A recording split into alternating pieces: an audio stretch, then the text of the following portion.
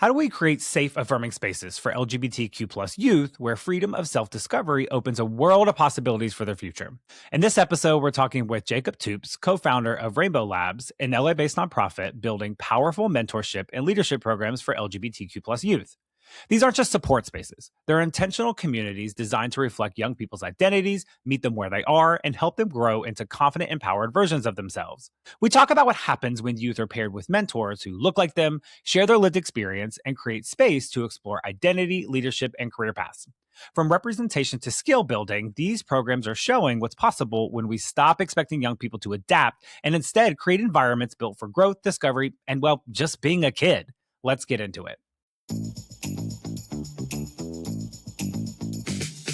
We're meeting with real leaders shaping a healthier future for our young people. We dig into what motivates them and how their work makes a difference. I'm CJ Sturmer, and this is the Champions for Youth podcast. Hi, Jacob. Thank you so much for joining me today. I really appreciate it. Hi, CJ. So, Jacob, I have had the pleasure of knowing you for quite some time. Mm-hmm. And you started this amazing organization called Rainbow Labs, which I feel very privileged to be a part of. I have been with the organization for a while, and I'm very excited to be able to get to share the mission with others. Before we jump into what is a Rainbow Labs, I would love to hear a little bit more about what got you here. How did we even come up with this idea? Yeah, so I think it's a little bit of my personal and professional mix in my background. So personally, I grew up in Texas. I grew up in what now is no longer a small town. It's actually a pretty large town called Allen, Texas, just outside of Dallas, Fort Worth North. It's a suburb. And high school, had a lot of friends. I was really busy. Like I was constantly busy.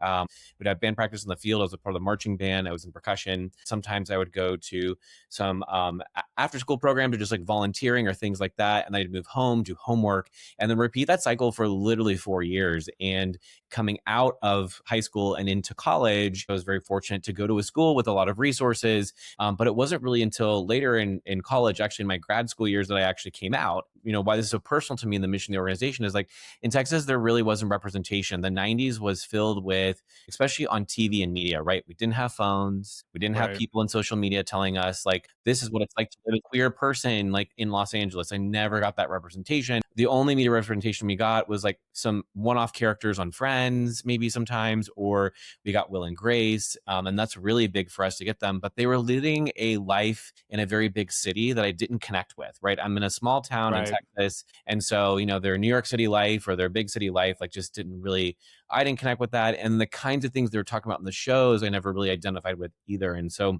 it was really hard for me to see that, primarily because that felt like that was the community. It's like you're either this character on Will and Grace or you're not a part of the community. And so there wasn't anything in between. And I never saw a spectrum of the kinds of people that were a part of the community. And so I came out and then, I started digging into the community. And obviously, as we've learned much later in life, there's this huge spectrum of people in the community. And I've been very fortunate to get introduced to all kinds of people from all different kinds of walks of life, whether you identify as non-binary or trans or male identifying or women identifying or any sort of anything under the scale. And then also just like, sexual orientation wise too. And so it's just been a blessing, especially living here in Los Angeles, to be exposed to so many people who have different ties to the community. And what the community means to them and why they're a part of the community is also really a joyous experience when you talk to some people. And so that drove me, because as I was here in Los Angeles, I started a lot of my work here in youth development. And my youth development work was through an AmeriCorps program. And I love AmeriCorps. AmeriCorps is a national program. If people don't know, you get a year of service. I was actually an AmeriCorps Vista at one point where I was helping build capacity of a nonprofit. But AmeriCorps is a great program. It's a year long. You don't get paid very much money. This was in the early 2010s. 2010s, that's what we say now, 2010s. And so most of my time with the AmeriCorps program was sitting and listening to community. What do the kids have to say? What do I know about the kids that grew up in Los Angeles versus, other people who are here? What do kids want? And I spent a good 7 years there. And what was really interesting that led me to Rainbow Labs is a lot of kids were coming out to these AmeriCorps sports coaches that we were hiring, which is really wild when you think about it, because this is 2011, 2012. We're not talking about pronouns in our emails yet.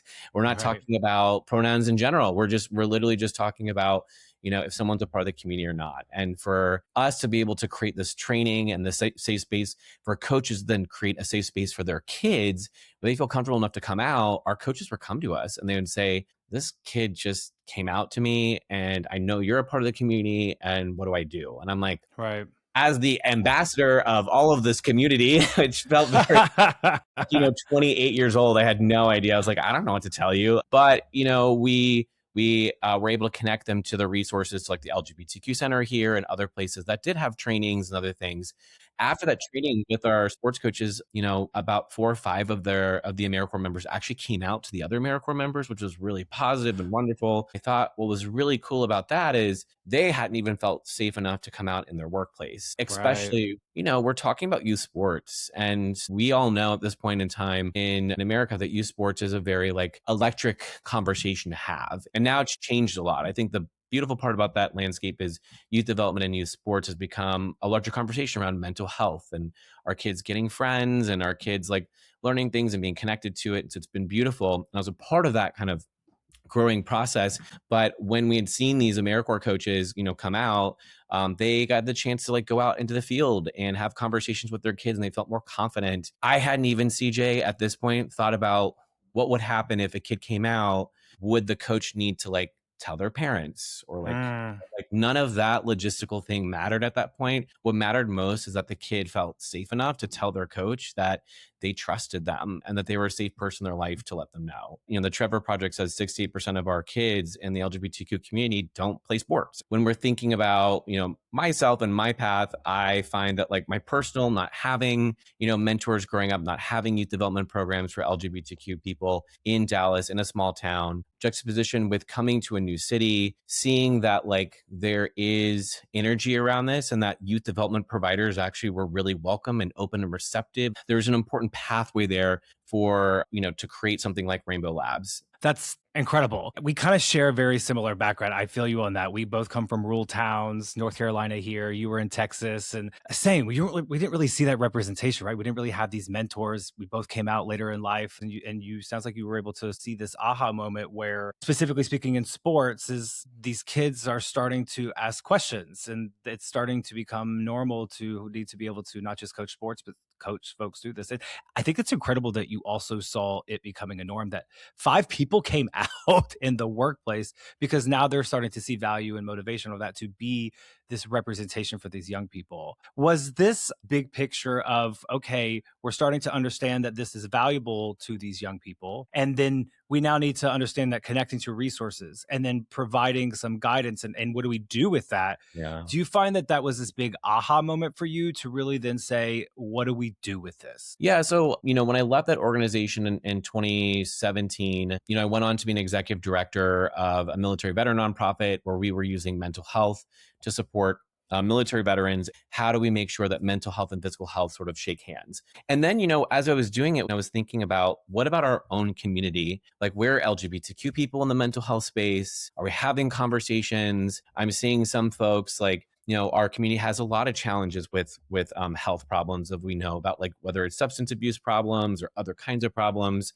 I thought about like what kinds of programs exist for our youth, like Right. who is making sure that we're taking care of the next generation of kids. We were, unfortunate because the AIDS epidemic wiped out a lot of people who could have potentially been our mentors or Right. people who could have created youth programs for us as kids. So we missed 20 years. I promise that I don't want anyone else from our community to have to go through the same thing. And we give this opportunity where we're creating programs and services for kids that they can feel a little less alone. And that's Right. super, super important. How do I make sure that I just can do that for our own community? One of my friends gave me really good advice and she said, just do what you know. And I said, well, I know mentoring programs, I know mental health, and I know my community. Like, I know my community really well, Right. enough to understand. And what I don't know, I have a network that can help me understand it better. And so that led me to the idea of Rainbow Labs and really spent a lot of time interviewing kids from the community, interviewing folks from the Trevor Project and the center to understand what's out there because there's 36,000 nonprofits in LA. We want to make sure we're not recreating services. So what are the gaps in services? And I learned quite a bit, which helped us shape Rainbow Labs. So we created Rainbow Labs essentially out of this need. There's this lack of mentorship, which we also didn't get to experience. I think that's a really good point, what you made about the AIDS epidemic and not having that opportunity. Bridging those gaps into finding LGBTQ people that young people can look up to, right? You kind of experienced that in the AmeriCorps with the sports. So tell me a little bit more about Rainbow Labs. What exactly is their mission? Yeah. So Rainbow Labs is a nonprofit that supports the exploration and curation of queer and gender nonconforming youth so they can live their fully expressed lives. And for us, it's extremely important, really just means in a very basic sense that we want to make sure that every LGBTQ youth or queer or gender nonconforming youth has an opportunity to have access to mentors from our community, anyone inside there, and they have access to fun youth development programs. They're doing something together. So what we do is we implement a couple different programs throughout Los Angeles, and they're all mentor based. And so the first program we have is we have a leadership lab, which allows kids to explore all kinds of leadership activities. We take them to historical and cultural sites across LA that mark LGBTQ milestones. We went to like the Oh, East LA wow. like AIDS Memorial. It's a wall of all the names of people in East LA who identified as LGBTQ people who passed away from AIDS. And it's just like a powerful experience to have a 16-year-old with a 35-year-old from the community with the elder all in one space acknowledge this very traumatic time in our community. And I think Right. those moments are very rare for intergenerational connection in our Mm, community. And so I continue to advocate that like that is a huge missing piece of our community right now, is that knowing your history and culture, but couching it in like age is so powerful right now when we feel powerless. It's just like right. how the arc of history has been across our generations and something shared in common to that. Yeah, exposing young people to the importance of history of our community and meeting people that were affected by that, right? Correct. It's important to create that bond and to understand that it affects all of us. And I think for me, and what I've enjoyed so much about Leadership Lab is that connection back to the elders, because we don't have very much time. I mean, our community, our elders are in their 70s and 80s and 90s. They don't have supportive family. They don't have support of a strong healthcare system. And so the stories that live with them, it's a limited amount of time until we run out where we're just like facing the wall and it's just us and the kids. Right. And that's like powerful, but so much more powerful when you can have an elder share the story of what happened during that time. It just transports Yeah, you. that's incredible. The value of spending time as a young person with someone that's older. Talk to me a little bit about other ways that young people work with mentors and create as a more safer environment for young people. So when we were creating it and we were talking about mentors, we wanted to be really intentional about how we do like mentor matching or mentor pairing. We want to make sure that kids can see a variety of different mentors. And so they want to look like them maybe, or they sound like them, or have similar experiences, or give them exposure to, different parts of the community. I think it's really easy for the kids to like go on their phone and see social media and see someone representing something, but you don't always get the authentic experience. And so when you're talking to an adult who's 35, who has been a lesbian their whole life, or we've even had mentors who have said like, I thought I was bi and later I came out as lesbian or gay or trans, I think all kinds of things allows kids the ability to ask questions like, wow, that was really interesting, that you decided you were one thing and then not another. So I don't have to make a decision about who I am in this community at 16. No. And the adults are like, absolutely not. Like you have the freedom Right. to figure yourself out. And the more exposure these kids can get, some of our programs are both group and individual mentoring, but we want to expose kids to as many adults as possible in the community through the mentoring program that allows them to interact with people who they may not have interacted with before. And we ask the kids, hey, do you need a mentor that looks exactly like you from the same neighborhood and also identifies the exact same way as you? Like, do you want it that finite? The kids came back and they said, we would just be happy if the adult was from the community. Because Right. sometimes as adults, we want to Wow. create these very perfect programs, and kids are like, actually, all I just need is a connection to the community. And that's enough, right? Like, that's Right. enough for these kids to feel connected. I like that you said that. We talk a lot about the value of having a seat at the table for young people and actually asking questions, understanding their voice. What is it that you need and what you want, and bring them along through that journey as we implement programs. We talk a lot about that here. And I think that's something that you're showing the value of. Like we would have made this assumption, it's like, oh, well, maybe they need someone that's like me, talks like me, looks like me, but it wasn't the case. They just wanted to be with Right. someone. And we learned a lot about that by just asking them the questions, what you need. I think there's so much power in that. So you have these programs that you all call labs, right? You talked about the youth council as one opportunity they could do. Tell me a little bit more about these labs. Yeah, so the labs are the way that we just identify the different youth programs that kids can go through. We have a sports lab. The intention of that is that 68% of our kids don't play sports. And I'm not saying by the end of sports lab through this programming that kids will want to play sports, but at least they're exposed to it. And so we have a run club with them. We have a softball team with the Dodgers, LGBTQ sports clinics, which is super fun. The third one we do is storytelling lab. and that's a creative arts program. It's so natural in our community. Creative arts is a very safe place already for them. And so it's less about creating a safe place and it's more about what story can you tell from the different mediums we expose you to: photography, drawing, or painting, or whatever it might be. And at the very end, they do a showcase and they get to showcase all the Oh, different kinds of fun. artwork they've done. So we really learn about the kid's identity through the art, which is really interesting. It's a good conversation. And then our last one that we have is our innovation lab, and that's our queer STEM education program. We show up in STEM education. It's really fascinating. We're at Boeing, JPL. We're designing so many things. We're coding at Microsoft, yet there are no youth programs around this. And we want kids to be able to see that they also too can enter these spaces. Over the summer, the kids created like their own video game, which was really cool. And they had a controller they made and, made all the programming for it, which was really fun. And so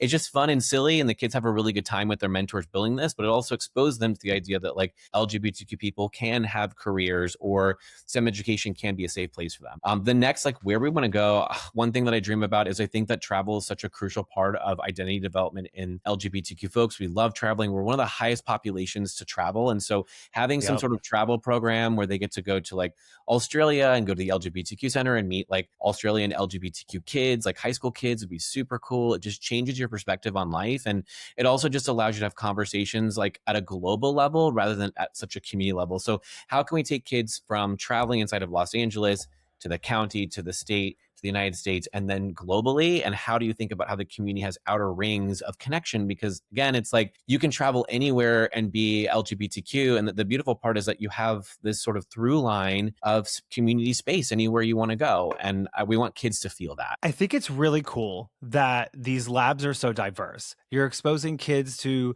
leadership. We're exposing kids to opportunity of self-expression, to get creative, to speak, give sort of a presentation. We're exposing them to idea of sports. We're exposing them to the idea of different STEM education. And now we're talking about exposing them to different travel ideas and understanding that the culture is different in other places. I think that's really important that you all look at a whole human and understand that there are different interests and creating safe spaces across all types of things, because LGBTQ identity isn't in this vacuum, right? It doesn't exist in this silo. We exist everywhere. And we may be able to give that opportunity for young people to have a safe exposure to that, I think is really, really valuable and really cool and special. Yeah. Another thing I want to call out that I think is really cool is that these partnerships that you're creating. You have sports labs with Dodgers. You're working with Microsoft with coding. I think it's really awesome that you're understanding that there are these gaps, but we're also using unique partnerships. That's something we talk a lot about here, is that there's so much value in that and not trying to do it all yourself, not trying to recreate the wheel. Are there other ways that you find value in partnerships? So what's been really great is from the start, we have a really good set of like programmatic partnerships. And I would say a subset of the programmatic partnerships are our corporate partnerships. And it traditionally in nonprofit world, you want to engage volunteers, right, at corporations because they usually have a group of LGBTQ folks. And so they have a representation of employees who identify or who are allies as LGBTQ. And so that gives us an opportunity to actually pipeline people from these corporations directly into our mentoring programs. And I think what people really enjoy about volunteering in our program or becoming a mentor is it is a short amount of time. I mean, most of our programs are 12 weeks, twice a week. You create that personal relationship and connection. When you see that Right. there's mentorships opportunity, like you're already talking to these people, like, oh, wait a second, that would have been really cool for me to have. So there are already people that are participating and actively doing things in the community. So it's another way for them to get involved. That's Yes, amazing. the other thing that we love to do is kind of the reverse, which is send kids to them. And so we partnered with Sirius XM Radio last spring, and we had the kids like do their own podcast there, and that was really fun. And so Oh, that's awesome. they got to meet like a lot of LGBTQ folks there, but then they also got the chance to like sit down and like do their own podcast, and we got to record it. I really enjoyed that aspect of I'm asking some of these corporate partners, like, open your doors, like let our kids see what's inside of your company, let them know that it's a safe place that when they graduate high school, maybe they could work there or have a connection there. Wow. Yeah. We're exposing kids to opportunities like, hey, there's all kinds of industries and jobs that you can do out there and it's safe space to do it. That's fascinating. And I think what's really interesting is that when you ask kids here in Los Angeles is very large, as you know, CJ, but like most kids don't leave within like 5 blocks of their home, right? And Mm. so we think that Disney in Burbank, when you say we're going to put you on a bus we're going to take you to Disney and we're going to meet with the animators this week and they're all queer. That is a very special experience. And we hope that when kids take it away, they say, hey, I remember that one time in high school, I got that opportunity to go to Disney and meet the Right. creators, and I want to be an animator. Like we sort of spark something or motivate kids to want to be in that industry or start to think about what a career could look like. And they know that it's safe. And so it's always about pushing partnerships to make sure that it doesn't feel like they're taking this extra burden on. You're Right. just moving in with their systems. Right. So it's not recreating the wheel, No. and you're actually doing this recruitment process for mentors just by actually taking people to these events and doing the actual labs themselves. It allows parent buy-in too. We have to be very honest because parents do a sniff check on some of these programs. Like, what is this? It makes the program a little bit more alive for parents. So parents are like, okay, I understand what's going on here. They're not just like hanging out after school.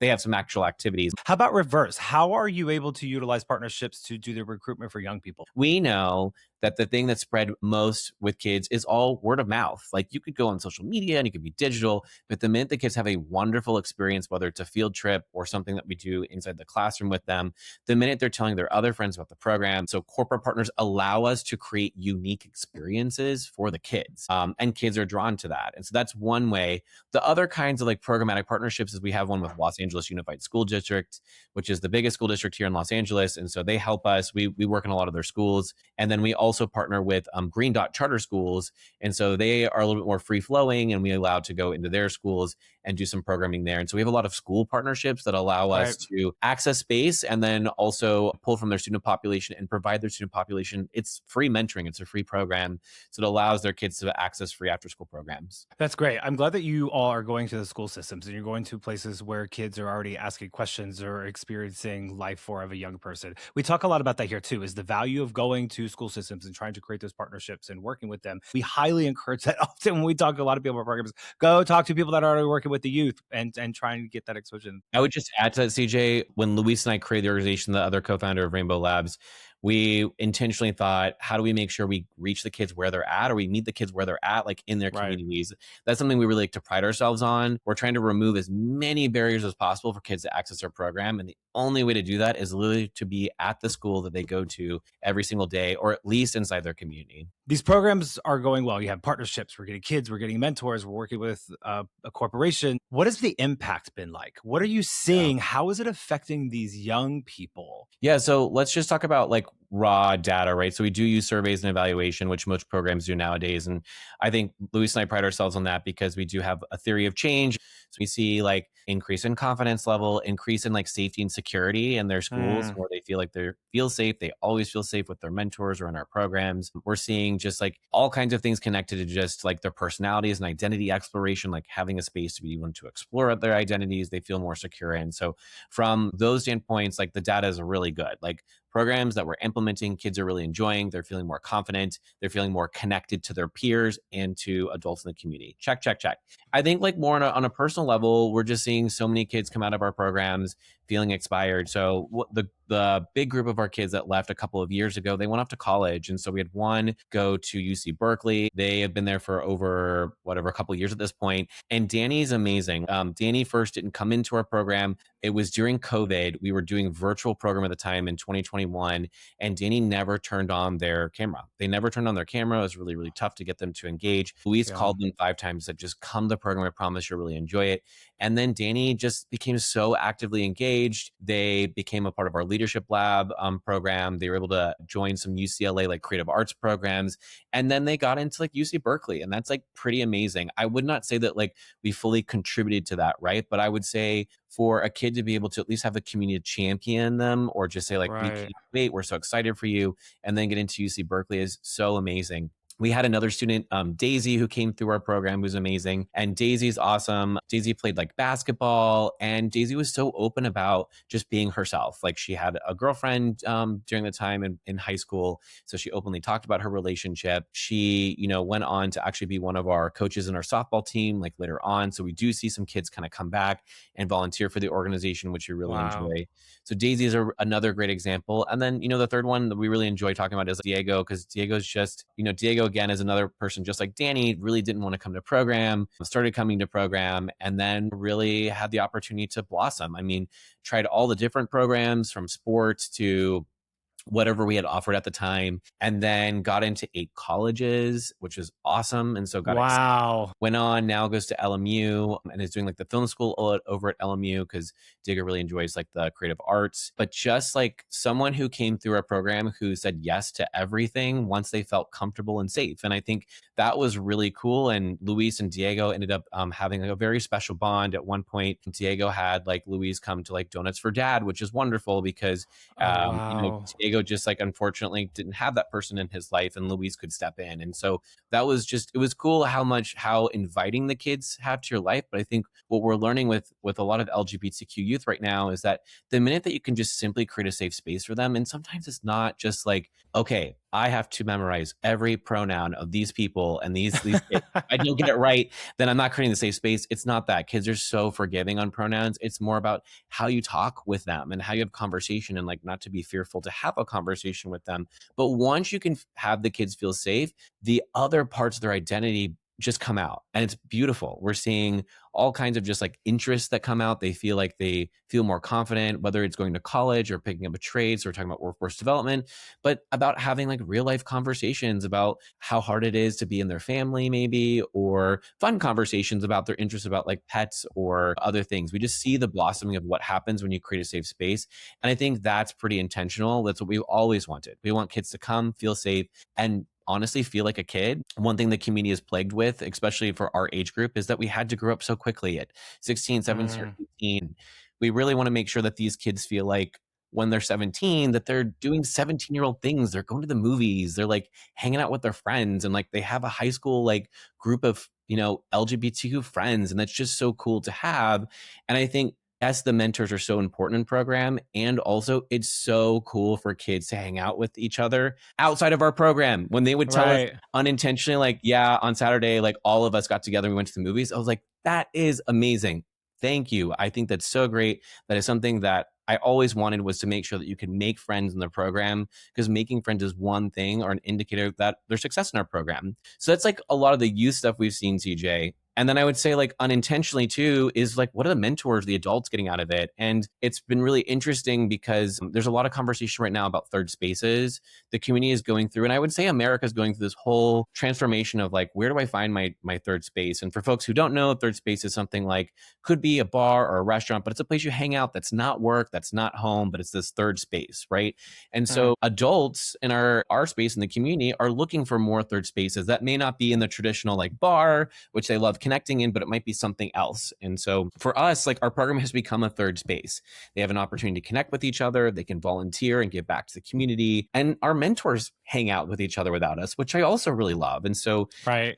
part of the ethos of the organization is to bring people in, to connect them to then that they can connect to other people, is absolutely beautiful, and more than Luis and I could have ever imagined. And Luis and I just love friendship so much because it's so valuable in the community, especially when we talk about chosen family. But wow, it's amazing to be able to connect people to potentially have them start to create their own chosen families through this process. Such a wow, beautiful moment. I think about going back to what we said at the top, we didn't have that and we had to grow up. And now these kids are living in digital worlds, and there's all this loudness that can feel isolating, right? And you're watching these young people go from not turning on a camera to trying all these programs, to be out and spoken to, hanging out with queer people, and to be able to have open conversations about their own development with someone that looks like them, but is someone I can look up to. I just, that's just such a wow, impactful moment. And then to be able to see that then with adults, you know, I agree. You know, I've had the pleasure of also part of one of the first mentors, and we signed Mhm. on. And to tell my personal story a little bit, that is one reason why I did it. I didn't have something like this to imagine. What if I have some sort of impact on a young person? And I had the pleasure to have actually met someone like Daisy, to see when I went back to one of the sports labs, to see her as a coach and be like, Daisy, oh my gosh, hi, this is fantastic. And to then see the value of the program, to Uh, then participate and be someone to also be that mentor. And then I had the pleasure of knowing Diego and watching him go through that growth. And I remember him so vividly. And I'm so proud of him for being so comfortable to try these new things. And I remember having conversations with him. He felt so much gratitude for that. And mm. it was one of the most beautiful feelings to know that Rainbow Labs was able to change even just one person's life so dramatically in the most simplest of ways. And then the adult things. And you're exactly right. My partner also became a mentor and had done several different lab opportunities and leadership council, and he still talks about it. One of the things I saw in his development is he had not been exposed to the trans community much or really Hmm. understand. And the conversations I had with them were really interesting to see him take a step back and try and understand his own community as someone who's in his late 30s. Someone like him go from not knowing a trans person to asking questions, understanding, and becoming friends with other members that aren't like him in the community. I think that these outcomes are absolutely beautiful. Jacob, how do we encourage people to replicate this and to think differently? How do we empower people to understand that this is not complicated and to be able to create change so easily like this? Yeah, so I don't think it's really hard, especially if you're a program or people that want to start serving LGBTQ youth, or you want to invite them in. I think the number one thing is like, don't be afraid of pronouns. Like, don't let that be something that you have to be severely educated in. I think that kids in the community are very forgiving. They understand this is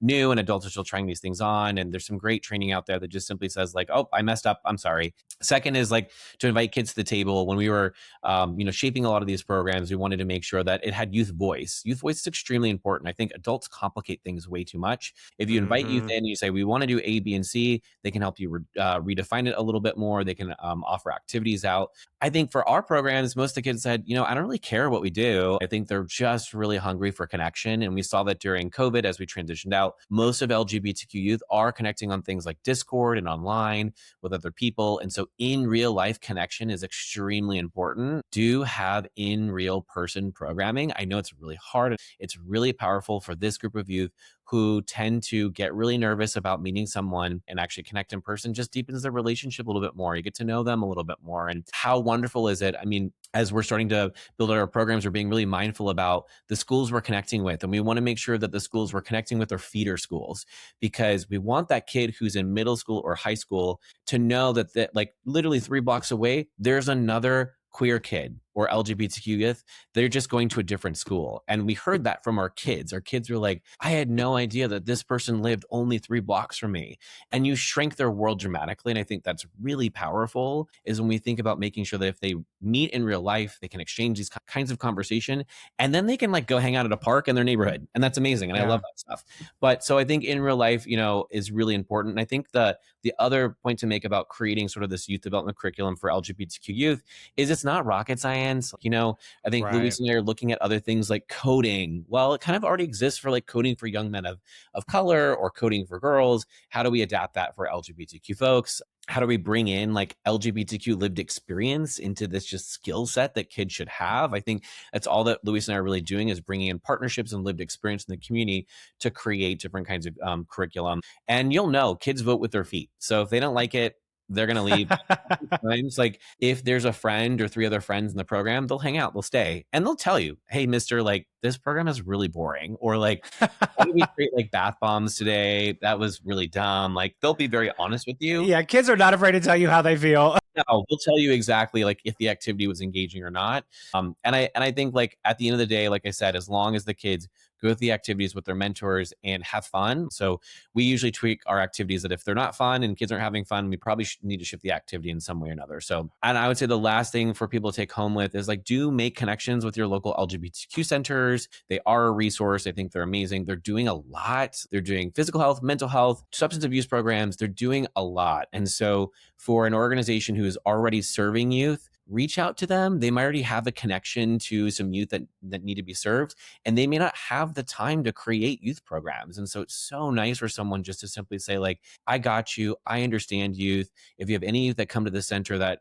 want a safe place, whatever it might be, we've started to create a safe place for those kids. And I think that's the easiest way that people can start. Right. Provide a seat for youth at the table. Ask them what they need, meet them where they are, and they'll be happy to share their voice. Unique partnerships, the schools that already exist, but to the point you just brought up, LGBTQ centers. There are many of these centers around all kinds of neighborhoods, whether they be urban or rural. Like these resources exist already, and just presenting these opportunities and asking for that help And I think another one that you brought up that I want to reiterate is the fact that creating something in real life, everything doesn't have to be digital. I know we try to create more access doing that, but sometimes if you build it, they will come. Create an opportunity for community to exist in a physical space, because you never really know how that may reduce the geography and make things closer than it seems. That's one that I don't often hear, and I think that's really important to reiterate. Jacob, thank you so much for sharing this passionate story with us. Personally speaking, this organization has been incredible to be able to be a part of and to actually witness the beautiful outcomes and how much it has changed the life not only of our young people, but for our adults like you and me who didn't necessarily have that opportunity, and to now have that opportunity to be able to feel like we're not only giving back, but to be a part of something bigger as LGBTQ people. So thank you for creating the opportunity, not only for myself, and then for sharing the story of the success that you've had here in Los Angeles with these young people. I think it's absolutely beautiful. So thank you. Yeah, of course, anytime. And for our youth development folks that are listening, our youth development providers, like I hope that this conversation allows you to feel more confident and competent, to be really honest, to like serve these youth. I mean, what CJ and I didn't talk about was that for every 5,000 youth mentoring programs out there, Mentor National says only 5 focus on LGBTQ kids. So if you just redirect some of your programming to serve this youth, they're probably already in your programs, to be honest with you. It's just inviting that safe space and having that conversation with them. And I'm sure that you'll be so absolutely grateful that you created extra safe spaces for them. Wonderful. Jacob, thank you. To learn more about Rainbow Labs, visit rainbowlabs.org. Again, Jacob, I really appreciate your time today. Thanks for stopping by. Thanks, CJ. Appreciate you. A huge thank you to the Virginia Foundation for Healthy Youth and Prevention Connections for their support. And thanks to Mauricio Reyes for creating that great music score. Don't forget to share this with others, because the only way we can make real change is if we do it together. And hey, if you like today's conversation, go ahead and give us that 5-star review. Now go out there, everybody, go do good. Thanks for listening. We'll see you next time.